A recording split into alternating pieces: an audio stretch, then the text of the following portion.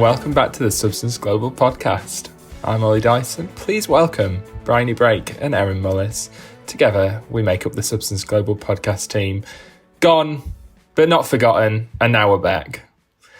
It's been a little bit of a break. We've been busy. Everyone's been busy. It's been quite a 2022, things are rolling again. We're getting back into the swing of things. We're all pretending that the global catastrophe is behind us whilst moving through it like treacle. For those of you that don't know what Substance Global is, we're a digital marketing agency and we're all about entertainment. So we market films, TV shows and video games. And coming up today, we've got plenty of highlights. But before we get into that, I thought just to ease us back in, we could start off by finding out maybe what's our favourite film that we've seen so far this year. In the spirit of entertainment, in the spirit of everything's coming back up, cinemas, everything else like that. What's your favourite film you've seen so far this year? Erin, you go first. I'm going to go straight in with caveat, we did work on this, but that does not affect my unbiased review. And it is Jackass Forever, which is the best time I've had in a cinema for ages. I just regressed to being a teenager again, and I had a great time in the process. I love them all deeply. I just had the best time. And it's just my only qualm with it is just not long enough, because it only feels like half an hour. Then bam, 90 minutes of just sheer stupidity and joy gone. But it was the right film at the right time. Got us through those winter blues. So good, loved it. And I saw it 3 times and I laughed like a drain every single time. And then worst person in the world is a close second, but it didn't involve any, actually, but any nudity. And then I realised it did involve some nudity, but there was, there's not enough testicle crushing for my preference. For my preferencing. Nobody poops their pants. Yeah. In a shiny suit.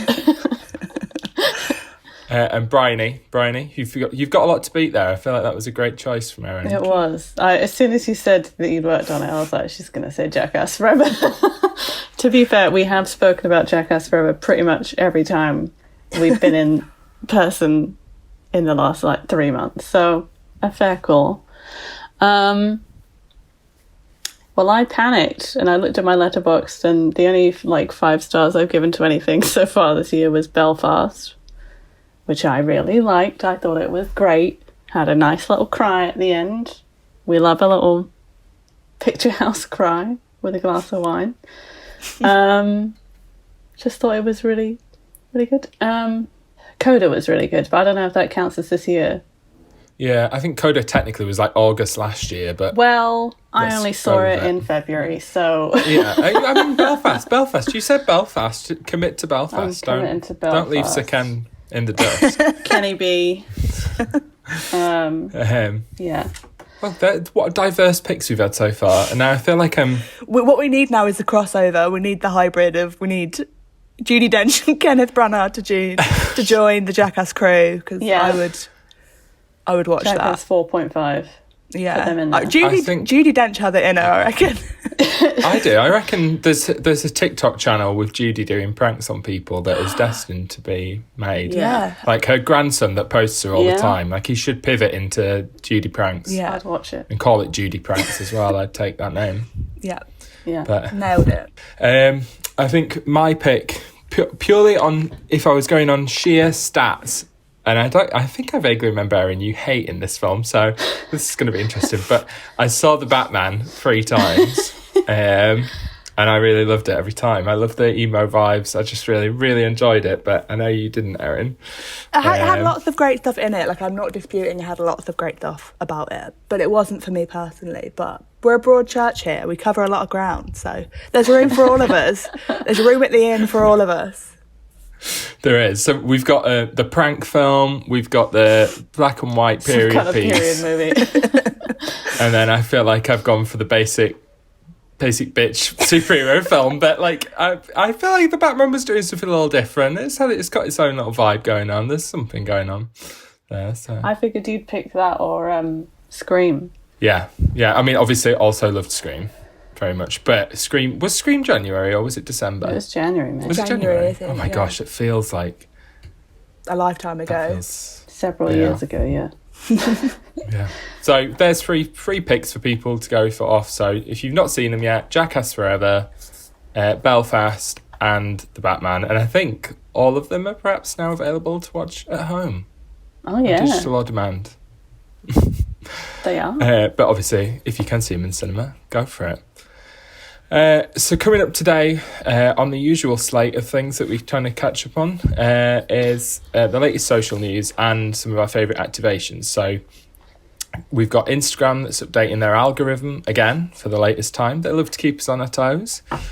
Twitter's long mooted edit feature might also be keeping track of your mistakes, so you can't escape them entirely. And then in the world of activations, and this is a real highlight, Burberry has teamed up with the iconic Sylvanian family drama to promote the new Lola bag. Amazing. Which is great. We'll get stuck into that later, but a fantastic partnership. But yeah, Bryony, do you want to kick us off with some news? Let's start with the social news. Let's go. Ollie, tell us about TikTok and their new Oh, ads. I'd love to. What's going on? There's nothing I love more than an ad. So TikTok has launched a new thing. Obviously, everyone who's on TikTok, you scroll, you see the ads, whatever, adds an ad in it. But they're now building on it and they're adding some interactive features in. So you can now engage with them a lot more. So everything from kind of swipe stickers to polls to little pop-out things. There's all sorts of spicy things going on. But the idea is that they'll encourage you to actually engage with the ads more. And get a little bit interactive with it and hopefully make them stand out, because some TikTok ads do catch your attention, I feel like, and a lot of them now are clocking on to the fact that they should try and look like a normal TikTok video when you're scrolling. But this might be a way of making you actually pause a little bit more rather than just being like, I want to get back to cats or whatever. An indication of what's on Ollie's TikTok there. Just cats. Just cats. Lots of cats. But yeah. How do you feel? Would you engage with a TikTok ad? Do you feel? Would you feel like you wanted to tap a trivia question? It's interesting, isn't it? Because like you say, and something that we've spoken to like our clients a lot about is that TikTok ads are a different sort of breed. It's very unique. You have to make stuff specifically for the platform, not just in like terms of how it looks and like, you know, where different cutoff points are and stuff, but also like people really don't seem to enjoy heavily branded, very obvious ads on TikTok at all. So on the one hand, like it does need to be more authentic and it needs to be like a bit more memey and a bit more like fun and silly and less branded, but at the same time you've got these options which are sort of more branded. I don't know, maybe there needs to be like a sweet spot between like we've made some funny jokey content but then we have these extra features. Like I think one of the things in this which we talked about before when they were first talking about it was like that super like thing and how you can have like different buttons and things like that. And I think maybe if it's a brand that people really like and it's one that people already engage with, or like a movie or a game, then people would. If it's really fun. I guess that's the thing, isn't it? It's like which brands use it and whether people care or not about who it is. I don't know. I think if it was like a funny brand that I really liked, I probably would. But if it was just like, I definitely still get TikTok ads where as soon as I see the little ad thing or read the text, I'm off. I'm out of there. So it depends. Fair. And what about you, Erin? Do you feel like you pay much attention to TikTok ads at the moment? And do you think this will make a difference? I think, very eloquently explained by Bryony. It's very much like a case-by-case thing, isn't it? Like sometimes these things just work naturally and they don't feel like alien on your feed, and sometimes they just kind of stick out like a sore thumb. So, I think it, like B said, like very specific to the brand or whatever it is that pushing. It'll work for some, it won't work for all. But I think brands that do it well do it really well, and there are others that are, still got some creases to iron out. Is that the what's the metaphor I'm reaching here? Yeah. Irons to wrinkle out. Yeah. Have they taken off yet?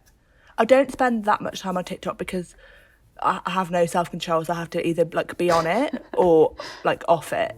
There's no in between for me, and I've been off for quite a while. I feel like, did they ever take off in a really big way or not really? I don't think. Hard to tell. I feel like it's probably the same as Instagram, and that people are still using them. And I think movies and things like that, I've been using them for premieres, which I think is interesting. Oh, that makes sense. Yeah. Well, previously it would have all been on Facebook, and obviously Facebook is very much much stronger for the older audience now. So if you want to reach anyone else. So I think it's fun for that. I've tapped into premieres before, but I don't have the attention span, so I only watch 10 seconds. Oh, nice. There's Zendaya, and then I leave again. But she looks great. What's new? Yeah, literally. Fantastic. Anyway. Yeah. And then the last news story that we're going to look at is Twitter. So for ages and ages, people have been talking about Twitter wanting an edit feature so that when you tweet something out and you've spot a typo 10 minutes later, you don't have to delete it and repost it. I don't know how I feel about the edit thing because I feel like it could be misused in some ways, but this latest news story might be a way around that. So essentially, and I'm going to get a little bit technical here with you guys. It's almost, I'm feeling like Angelina Jolie in Hackers. I know. So basically, Jane Manchun-Wong, she's always finding stuff out, Jane. She reverse engineers social media platforms and kind of discovers things before they get officially announced. I don't know how she does it. She's a wizard. But she's found out that the edit function that they're working on seems to have an immutable quality, which means basically that when you edit a tweet that you've got wrong, they'll make an entirely new tweet and layer that on top rather than changing the original one. So there's always going to be an existing history of whatever that tweet looked like before. So if it was immutable, then it means that they mutate the original code and change it into whatever you want it to be. But immutable means that they're basically pasting a new wallpaper on top of the old one, if that makes sense. That sounds wise. Yeah, I agree. I think it's good to have a history available. No rewriting of history. But because I feel like people were always asking for that, and I just feel like that is a can open, worms everywhere type situation. I agree. Yeah. I so agree. Yeah, I think so. People seem absolutely despo for it as well. I'm like, guys, why don't you slow down and take a minute to check tweet before you put it proofread out. your own work, then we won't have this problem. Precisely. And also, if you make a typo, just delete it, move on. Unless you said something absolutely dire, if you said something really stupid instead of the word you meant. So I was going to say, I always feel really bad for people who do a really funny tweet and there's a really small typo in it, and it's gone viral, and you can just tell how much it will have hurt them. I'm like, because they don't want to lose their numbers, but that they're spelt incorrectly. It's gonna haunt them in their sleep tonight. Yeah, definitely.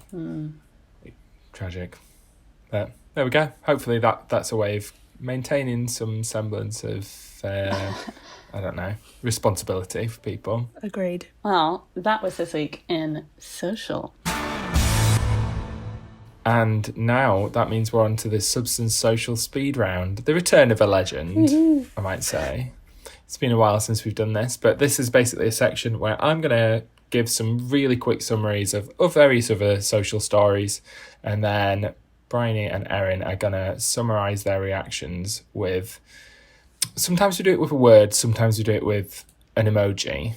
How emoji literate are you feeling today, both of you? Do you feel like... Probably more emoji literate than word literate. Okay. Great. I'll try my best. We'll go with the emojis. So I want you guys to use an emoji to describe your response to whatever the story is, and you can only use each emoji once, okay? Them's the rules. So, first up, we've got YouTube and TikTok add new options for automated captions to improve accessibility. So they're making auto subtitles available on all clips. How do you feel? Bryony, give me an emoji. The little one with glasses, because he's reading the captions. Oh, that is smart. That's I like cute. it. That is Yeah. cute. He be reading. He's got prescription in them shades. Thumbs up emoji. Keep it simple, but it's a classic for a reason. It's good news. It's good news. Strong. I never know if I Fair. interpret this round properly, but I'm gonna give my answers with authority and hope that I get a pass. Yeah, no, that's a strong one. Yeah, But I think it's good like news. It. I like it. We love to see it. Thumbs up for that one. Okay, so thumbs up. Next story. TikTok is testing a dislike button for comments, so you can downvote basically comments on TikTok videos that you don't think are relevant or you don't agree with or you think are inappropriate. Erin, you first. I dare you to say the thumbs down emoji. I mean, the temptation is there. I feel a bit conflicted about this one, so we'll go for upside down smiley face. Maybe. Okay. Maybe. Yeah. Or there's obviously there is the little arrows, but that seems a bit, first base, and I'm trying to I like the upside down. I'm trying to elevate my emoji game a bit here. Also, it's my favourite emoji because it's so multi-purpose. Yeah. But I'm like, Yeah. this could be good, this could be bad. We'll have to see how it goes. There's a lot you can do with Yeah, it. for sure. Because I guess Reddit is Definitely. upvote and downvote, but Yeah. Reddit's its own little thing, though, isn't it? yeah, its own little. I'm not sure. its own beast. It's hard to because would it drive engagement? Like, would it push negative comments to the top if that happened, or would it push them down so people don't see them? It would depend on I think it, Yeah. It would yeah. sort of, because you do have comments with the highest likes are at the top. I think the idea is that it would push them down so that you'd see them less. right. Oh, okay. In that case, maybe that's better news then. Maybe. In which case, I'd have to reevaluate the emoji. But I'm aware this is a speed round, and I've been talking for about 3 minutes now. I feel like upside down smiley is a good one because it's like, Yeah. haha, your comment was not right. I'm knocking you down. Yeah. You could Okay. put Cool. something You've that really way. saved that for Okay. me. Thanks, Ollie. Appreciate that. Okay. That's okay. Brightly, how do you feel? I'm just going to go for a similar approach, and I'm going to do the little face that's got his thumb and his finger under his chin, and he's looking skeptical into the corner. Okay. So I'm Yeah. my immediate reaction is also this is people asking for a Facebook downvote. That's been going on for a decade now. Nobody cares. Sorry, I was going to say, you say that, but that whole Twitter edit thing been going on for years, and they finally worn them down, apparently. do So maybe have the it, downvote yeah. will appear, but watch this Yeah, space. Come to the Yeah, I Substance feel Global podcast for the latest updates. I feel on TikTok when people are, whenever I get it anyway, if it's a woman's video and a man says something rude, he gets taken care of anyway. They get mercilessly bullied just in video form. So I'm sort of do we even need the dislike button? They're already getting That is looked very after. true. You know what? If this was in the main conversation, we could talk about it. But this is the speed round, not the snail round. We've been Ooh, stuck on this one for a while. Savage burn. I'm moving on. All right. Okay, next up. We were told, This one's a Bridie. fun one. TikTok's unofficial Bridgerton musical has made history for winning a Grammy. So they won a Grammy for Best Musical Theatre Album after the project was started in 2021. It took off on TikTok. It's basically two gals that have been I'm going to make some songs inspired by Netflix's show Bridgerton, and eventually ended up recording and releasing them as a 15-song album in September. So how do you feel about the fact that a TikTok musical took home a Grammy? Who's first? Bryony, you're first. I don't know. It's nice. The little theatre masks. Oh, yeah. Because that's Okay. That's what, yeah. Yeah. Good for them. Showbiz. Showbiz. That's showbiz, baby. Great. Great. Erin, what's your response? Oh, I feel like I don't take the right approach, I don't think, to this round, but I'm trying my best. Maybe the cheersing champagne glasses. I'm good for you. Yeah. You go, Yeah. girls type thing. Yeah. Yeah. Because I do feel like That works. TikTok is massive now, so it's good that people are paying attention and that kind of thing, and that brands are realising, hey, it's valuable. So I'm glad that the Grammys have acknowledged something that... In the zeitgeist. Nice. Love the word zeitgeist. Don't use it enough. Big words. I was like really scrabbling around, and Ollie's like, wham, bam, zeitgeist. Right, Bob's your uncle. Boom. And then the last one in the speed round, Twitter is testing unmentioning. So anyone who's in part of the test can select the three little dots next to a reply, pulls up a prompt. You can be like, get me out of this conversation right now. And even though your username will still technically be in the replies, you won't actually be tagged anymore. So it's that thing where spam bots or whatever tag you in something, or maybe you're just getting brought into an argument, you've not got time for it today. You can get out of there. Erin, how do you feel? I feel like it doesn't affect me, luckily, because I don't talk to people on Twitter, but it's a great feature. Is there fingers in the ears emoji? Although that kind of implies like an ignorance thing. Exist. It should exist, shouldn't it? You could do monkey. Oh yeah. Yeah, that one. Thanks, Ollie. Saved me again. But yeah, something like, I want no part of this. I'm like, good for you. Yeah. Especially when like, Great. I don't know, you often see it with sort of like discussions around like political issues and social issues, and like people are always like getting atted and things like they don't need to be, especially if, you know, whatever they've gone through is quite traumatic or upsetting. And sometimes I think people just think they're doing them a favour by like saying, oh, have you seen this about like this thing that you're discussing? I'm not eloquent, I'm not articulating myself very well, but often I do see people get dragged into conversations and I think you must be exhausted, but having this like, you know, pushed to you all the time. So I'm glad that function exists for those people in particular. There's a way out. And Yeah. Bryony, what's your response? Mine's the little... I don't like the heart eyes one because it feels... Oh, chuggy. That's how that feels. Is that how you say chuggy? Don't know. Yeah. Yeah, I think so. It's chuggy that I don't know how to say it. But there's the other heart one, which is like, he's a little smiley face, he's got little rosy cheeks, and he's got 3 little hearts on his face. He's quite cute. And it's the one where it's like, love. That one, because also in my life, completely irrelevant. Nobody tweets me. But from the brand perspective, people just tag you when it's absolutely nothing to do with you. Naming no names, of course. But we all know. We all know. We all know. And I would love them all to shut up, so I'm excited. Love Twitter for that. Thanks, babe. A special moment in the speed round in this episode. We actually have had breaking news that new emojis have been added. It's not breaking news, it's been a little while, but quite a number of new emojis have been added now to the roster. So you have a fresh challenge. You've got a fresh challenge for both of you. I want you to react to the news of the new emojis, but I want you to do it only using the new emojis.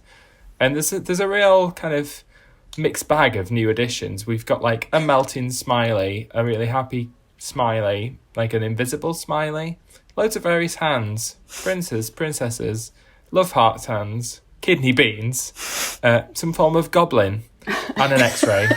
So many things to pick from. So, Erin, you first. What's your pick? What emoji are you using from the new emojis to react to I'm torn between 2 that I love equally. One is the little disco ball at the bottom. Yes. Because I'm like, every day on the internet is a party. It's really, really not. Or alternatively, there's one I love because I know I'm going to get a lot of use out of it purely for if ever I see a dog. There's one who looks really happy and their eyes are filled with tears of joy and they've got a big smile on their face. So that is going to be perfect for like when they announce the, you know, Everything Everywhere All at Once UK release. I'm like, yes, crying, happy, ecstatic, all the feels. They did. They did. I meant like hypothetically. I saw it yesterday. Right. It was music to my ears. Sorry. Okay. You don't know Sorry. about this yesterday. I thought you were going to start crying with tears in your eyes while smiling. Oh my God, you get a live reaction. And I would just morph into a bright yellow circle. Anyway. Yeah, I like. Great. What a wonderful pick. Thanks. Bryony, your turn. I do really love that little goblin man. He just looks so displeased. Just remind me of you a little bit. What the hell? I regret I really saying wish that. there was a visual element to this podcast. See the little like ogre thing that Ollie just described. Yeah, Bryony just put it He like just- next to me and see if people agree. If you imagine the are they trolls in Frozen? Yeah, The little it does look trolls? like it one looks of a little them. bit like that. I think Yeah. my I think actual... it's Oh, go on. Sorry, I was just going to say we can get you a little staff, Bryony. That was really not worth interrupting you for, so I'm sorry. Oh, it would be so cute when you're tired. You can have your little Oh, staff. for God's sake. See, now I'm the happy crying thing because I think that's so cute. I mean, I was going to do... My actual favourite is the, like, half-face doing the salute, because I just think it's funny to send that to people, like, whenever they tell me anything. Yeah, Like, Roger yes, that. sir. Yeah. But now, because of this whole conversation about me being a freaking goblin, I'm going to do the melting face. I was happy, and now I'm just melting into the ground. Let it swallow me Great. whole. My friends think I look like a goblin. Thanks, everyone. And like a good troll, like it's a cute troll. Sure, but- sure. yeah. Also, Don't try and so, again, claw it back now. I'm also enjoying. So, what we're looking at for context is the little miniature troll next to a very suggestive lip bite emoji, Yeah. and I'm loving the juxtaposition of the two. Who's using those together? Like, yeah, it's like someone Me. sees that troll and they're like, okay, then. That is a 2 emoji representation of me flirting. Ooh.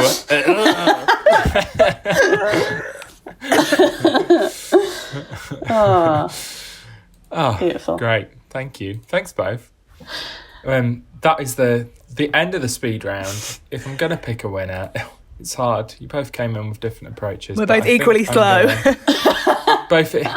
you both dragged the brakes on a little Inarticulate. bit through that. Made it difficult. But I think we're going to go with Bryony.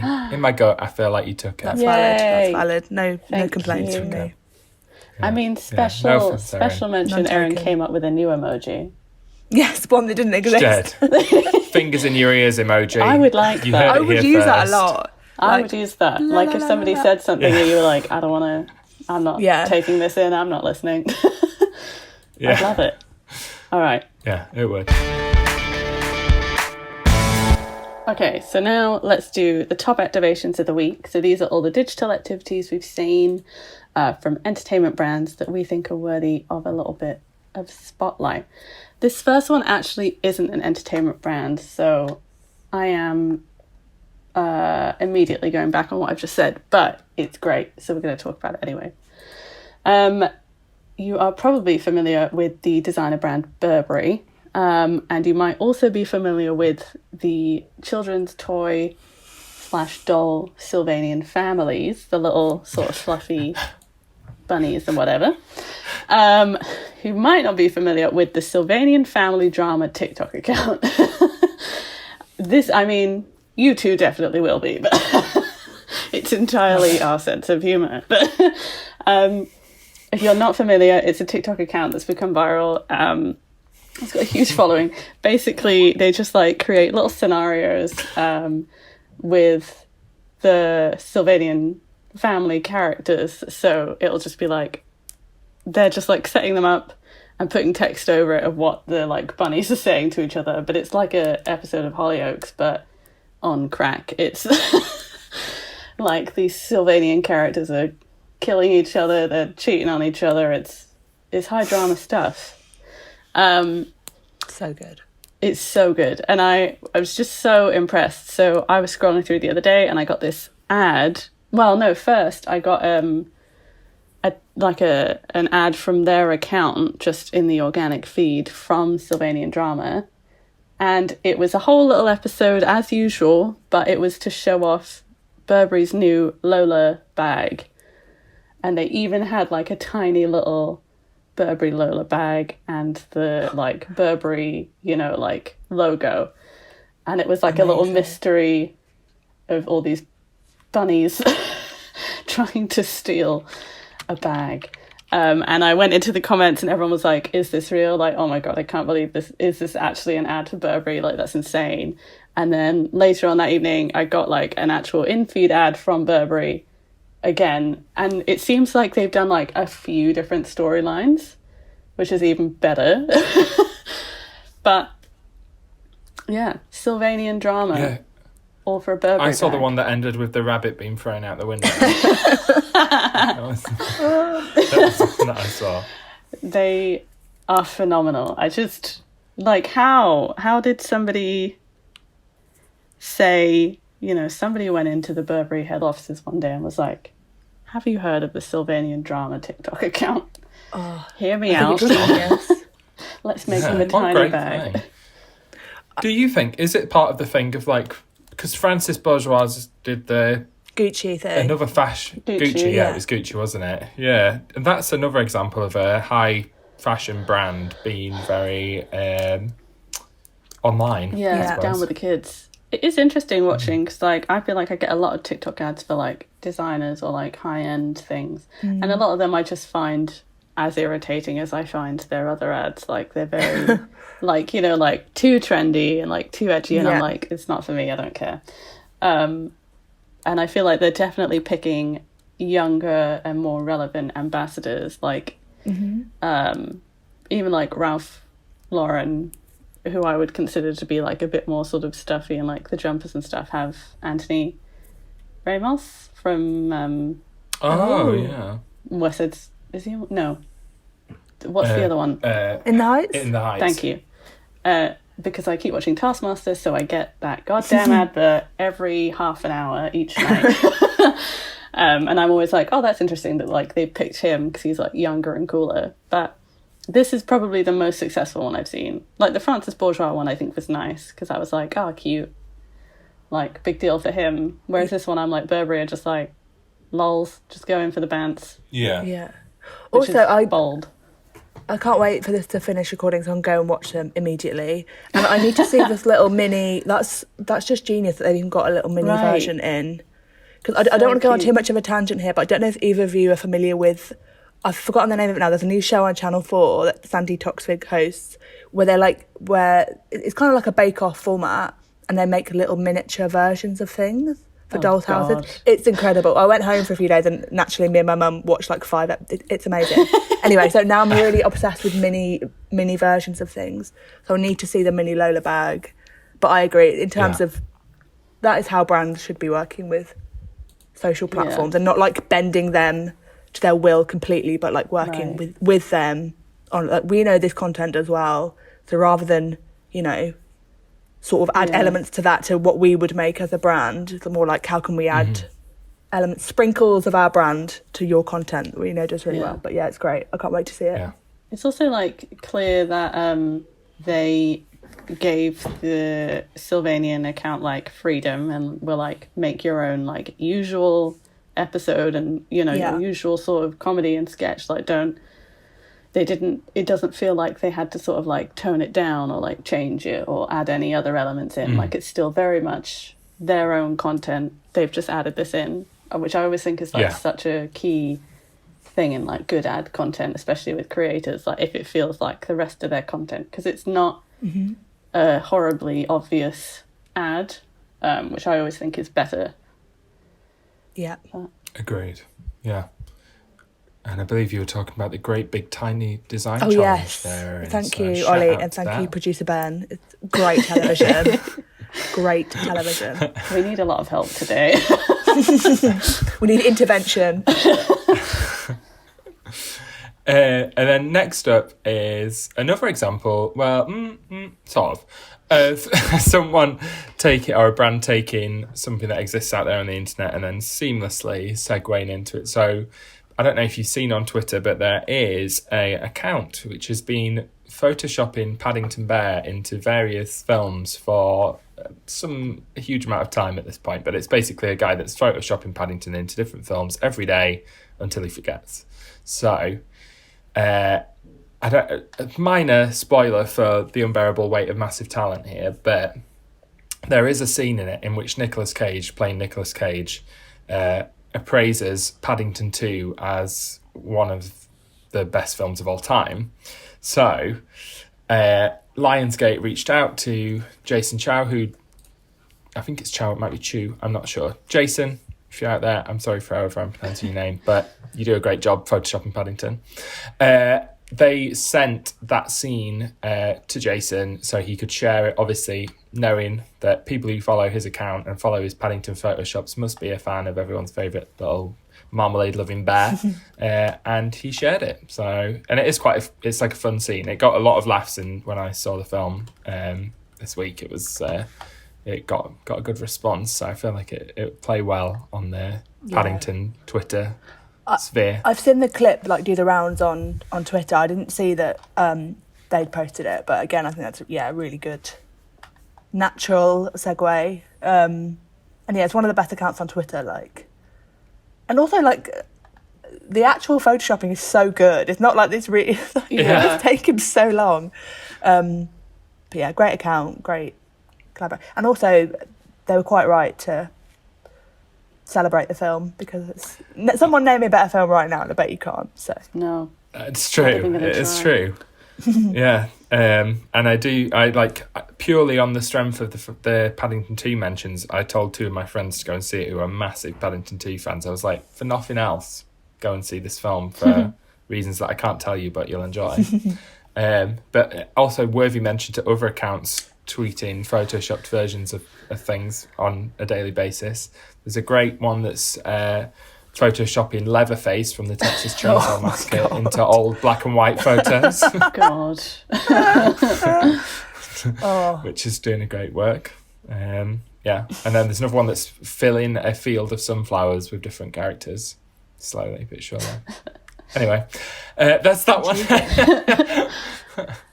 I was just going to say on that last one as well, I saw that the Paddington account, because there's a Paddington Twitter account which is just like the bear, it's not the movie one specifically.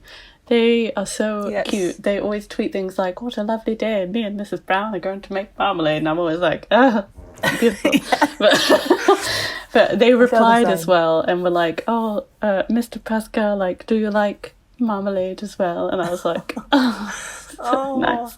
They are so good. If Paddington and Pedro Pascal met, I think the world would just implode with the wholesomeness and the sheer serotonin that would produce for everybody who bore witness to it. It does feel like it should be like an Elmo sort of thing. Like Paddington should be a bear puppet that gets to like have his own TV show, and celebs go on it and talk to him. That's just what I would like. It's just popped into my head, and that's what I want to see. Anyway, the last one? Yes, the last one. So, Operation Mincemeat came out a week ago now, just about, which I saw last weekend, thought it was very good. Ahead of its release, Warner Brothers UK shared a little Twitter thread with some pictures because I'm never sure, is it Matthew McFadden or Matthew McFadden? Fadden, I believe. Faddian. Right? Faddian, yeah. Why just Wikipedia him in-house actual... Oh, yeah. In-house. As your in-house... I'm going to embarrass myself now if I've been pronouncing it wrong. But yeah, so Tom Wambsgans played fantastically by Matthew McFadden. Although now I'm hearing it come out of my mouth, I'm like, is that his name? That is how it's spelled. I think it's if you write it down. I went on Wikipedia because sometimes they have the like phonetic spelling, but I learned that his name is David. So what? His name is Katie David. Been blown wide open. Matthew McFadden. So I'm just gonna Keely Hall's husband. Brilliant actor, Mr. Darcy, Kelly MacDonald, Matthew McFadden. Kelly MacDonald, and then the director of Operation Mincemeat, and also the author Ben McIntyre, who wrote a book about Operation Mincemeat, visited the Churchill War Rooms in London, which I've never been to, but they went into like the map room, and they took that like sort of small group of talent into the different rooms where you can see like the meeting rooms and where they like had all the maps on the walls, and yeah, they've got cabinet room, typing pool, Winston Churchill's bedroom, fun little, don't know why they went in there. And then they had like a little video of the director and the author sort of talking about the movie and like sort of what it means and like how important it is to be telling the story of these guys. Because if you're not familiar with the film Operation Mincemeat, my mum's a big fan of the original that came out, I just looked it up, in the 50s or 60s, I think. But it's like a little spy mission that went on in World War II with like a small group of people where they tried to trick the Nazis into sending all their soldiers to like the wrong country. And it like was all secret, and I think a lot of them like died without people ever really, like their friends and family ever knowing that they were involved in this like spy things. So I thought it was just like a nice little way to use a different way to use talent, I suppose. Like take them outside of the junket room, get them involved in the history bit, I guess, to sort of appeal to that audience as well, of like the people that are sort of into war movies and also love a bit of like historical accuracy. Just a cute little act, and it's like a nice little photo of like Matthew McFadden and Kelly MacDonald having a look at some war documents and things like that. Very fun. Nice, different way of using threads, I suppose, and stuff, isn't it? Yeah. Cute.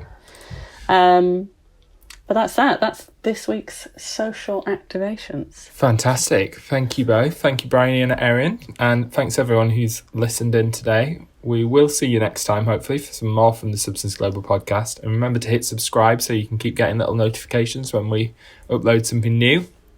Let us know what you think as well. We're at Substance Global everywhere. And we'd love it if you drop us a follow. You can also now listen while you work. So we've got our episodes uploaded on our YouTube channel as well, which is youtube.com/Substance Global. Just in case you want a little bit of ease, open us up on a tab. Have us playing in the background. Feel like if you're working from home, it makes you feel like you're in an office, listening to people that you really want to try and ignore. But thanks again, everyone.